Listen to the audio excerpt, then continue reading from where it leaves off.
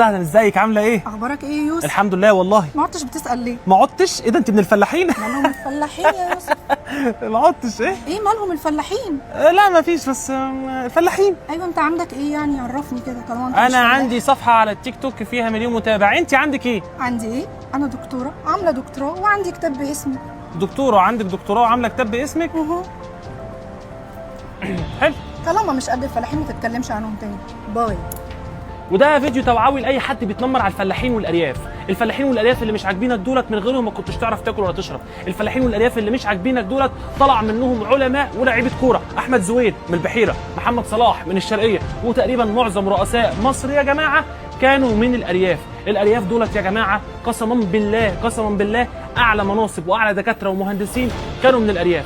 وانا اسكندراني وابويا اسكندراني وجدي اسكندراني وجدي الرابع اسكندراني، الخامس كان من كفر الشيخ، فانا يعتبر فلاح. السلام عليكم.